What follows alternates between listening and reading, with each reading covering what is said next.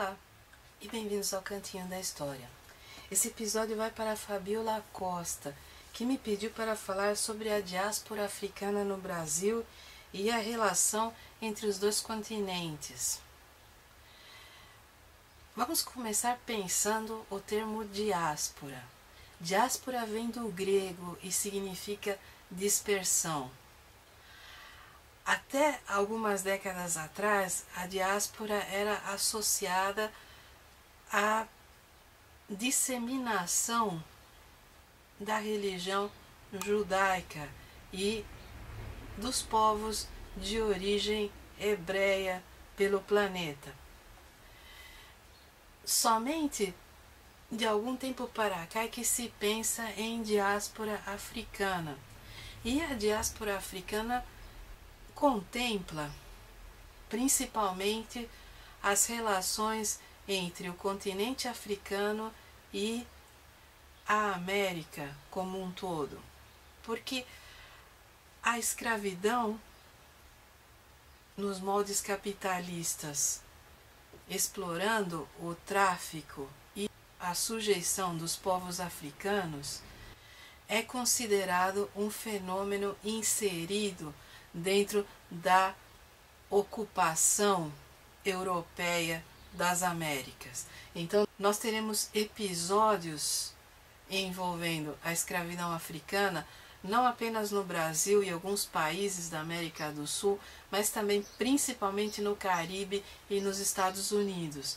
E hoje existe toda uma linha historiográfica que estuda esses fenômenos. Mas a escravidão em si, e nesse ponto eu recomendo a leitura do livro Abolição, do Seymour Drescher, é um fenômeno muito antigo. E a África está no coração dessa dispersão, dessa diáspora, desde a antiguidade. Primeiro o norte da África e depois paulatinamente o resto do continente. É importante que se pense que no período medieval os muçulmanos costumavam capturar cristãos na Europa e vender como escravos no mundo árabe, da mesma maneira que negociavam com lideranças da África subsaariana e vendiam escravos negros para algumas partes da Europa. A escravidão africana, no contexto posterior às grandes navegações, se distingue da escravidão anterior pelos moldes capitalistas em que o tráfico passou a se dar. Mas a diáspora africana começou muito antes de que os navios negreiros aportassem no Brasil, no Caribe ou nos Estados Unidos. E quando se pensa nas relações entre África e Brasil, é importante que se pense que não apenas os africanos vieram para cá, mas que alguns voltaram. E nesse sentido o livro da Manuela Carneiro da Cunha, Negros Estrangeiros, é um livro brilhante, é voltado para a antropologia, mas mostra o retorno de algumas famílias após um período no Brasil como escravos para a região do Benin e do Daomé. Eu tenho algumas sugestões de leitura assim.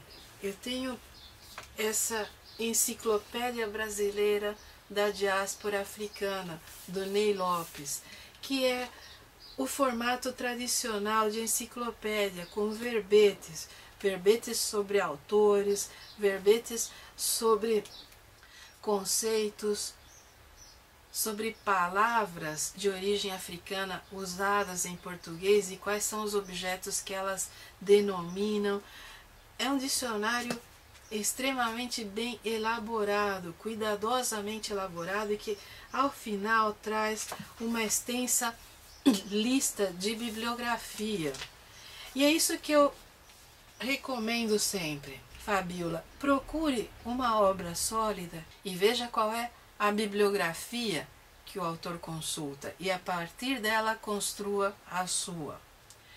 Entre no banco de teses da CAP, ou da USP, ou da Unicamp, cadastre uma senha e faça uma busca temática. E quando você encontrar uma tese que te interesse, vá à bibliografia que o autor usou e construa sua bibliografia a partir daí. Outra recomendação que eu tenho é o professor Kabengele Munanga, que é um dos maiores especialistas nesse tipo de bibliografia, e são obras que você deve obrigatoriamente ler. É claro que quando você entra no meio acadêmico, você vai encontrar uma série de críticas a algumas dessas obras. O que existe hoje no meio acadêmico é uma briga pelo legado e pela construção da memória dessa questão da diáspora africana. Você vai encontrar historiadores ligados ao movimento negro que questionam a legitimidade de algumas das análises feitas pelos historiadores tradicionais. Eu sugiro a você que descarte todo e qualquer preconceito na hora de ler. E quando eu digo preconceito, eu não me refiro a preconceito como nós usamos no dia a dia. Eu me refiro a ideias pré-concebidas. Muitas vezes, quando nós lemos determinados autores, nós temos aquela ideia que o ensino formal nos passou, que é carregada de preconceitos, de ideias preconcebidas de como as pessoas eram ou deixavam de ser.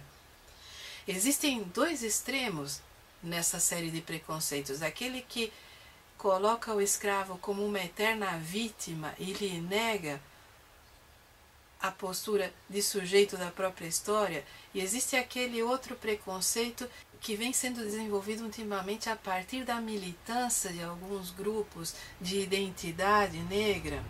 E não me leve a mal, essa é uma crítica construtiva, mas transformar o negro em uma entidade única, homogênea e heróica é a negação da própria história, porque a história deve incorporar a diversidade.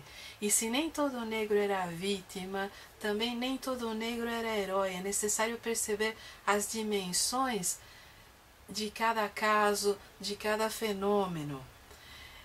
Você vai encontrar na historiografia esses dois extremos, e os extremos são ruins, porque basta uma ida a qualquer arquivo para perceber que, em meio aos documentos, inventários, testamentos, processos cíveis, processos criminais, contratos, você vai encontrar uma vasta gama de comportamentos.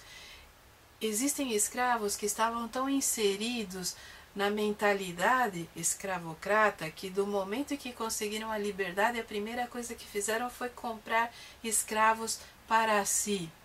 Isso não os torna vilões. É preciso um pouco superar essa dicotomia entre bem e mal que ainda está presente na discussão sobre, não apenas sobre a diáspora, mas sobre a escravidão em si. As pessoas refletem a época em que vivem, e se uma sociedade considera a escravidão legítima e o possuir escravos como um sinal de status, é claro que muitos dos seus integrantes, mesmo quando no papel de subordinados nessa relação de sujeição, vão adquirir muitos desses conceitos. É muito diferente pensar a escravidão nos séculos XVI, XVII e XVIII, quando ela era a norma na sociedade, do que no século XIX, quando já estava em andamento um amplo debate filosófico e um combate ferrenho às estruturas escravocratas de pensamento.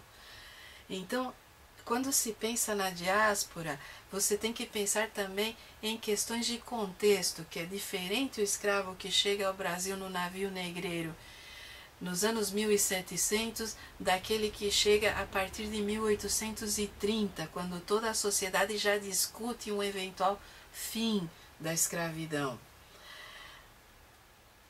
Eu sugiro principalmente que você leia a historiografia clássica, que você leia o Ney Lopes, o Kabengele Munanga, os novos expoentes dessa historiografia da diáspora, mas que mantenha em mente uma certa, não neutralidade, mas um certo equilíbrio, não se deixe puxar por nenhum dos extremos.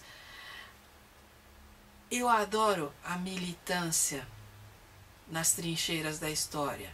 Eu mesma me considero uma historiadora militante, mas a militância é saudável quando não cai no extremismo. Muito cuidado com aqueles historiadores que vitimizam em excesso e perdem de vista o protagonismo do negro na história. E muito cuidado com aqueles que privilegiam o fator heróico e perdem de vista o componente humano do sujeito histórico, aquele componente humano que muitas vezes nos leva a cair na mesquinharia e na mediocridade.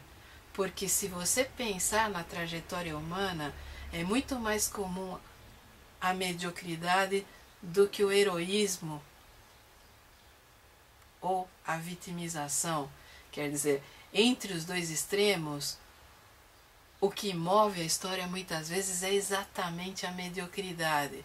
E nesse ponto, a mediocridade dos escravocratas, mediocridade dos escravos e mediocridade dos ativistas também. E cuidado, esse não é um juízo de valor. Eu não estou usando mediocridade como uma crítica, e sim como a definição daqueles comportamentos considerados normais. Quando você tem uma sociedade, você tem os extremos e tem aqueles comportamentos que meio mundo concorda que são considerados normais, aquilo que Foucault considerava a normalização, aquilo que Foucault e outros críticos consideravam praticamente a morte da imaginação humana e do espírito humano, que é aquele dia a dia, aquele cotidiano normal. Então, quando eu digo mediocridade, eu não estou xingando ninguém, eu não estou fazendo um juízo de valor, eu estou pensando naquela parcela da sociedade que se acomoda diante da autoridade, que se acomoda diante daquilo que é considerado normal e aceitável e toca a sua vidinha nessa segurança para conseguir sobreviver. Esse tipo de comportamento é muito mais comum na história do que o heroísmo extremo ou a vitimização extrema. O que eu recomendo principalmente é o equilíbrio na leitura. Equilíbrio na hora de criticar os autores, porque quando encontramos um autor militante, é necessário também compreender o contexto em que ele está escrevendo. Essa discussão sobre a diáspora é uma discussão que perpassa a nossa sociedade hoje, porque combater o racismo e promover a inclusão radical das classes populares, em sua maioria compostas por afrodescendentes, está na ordem do dia. E é uma luta válida. É uma luta em que eu mesma me insiro com muita frequência.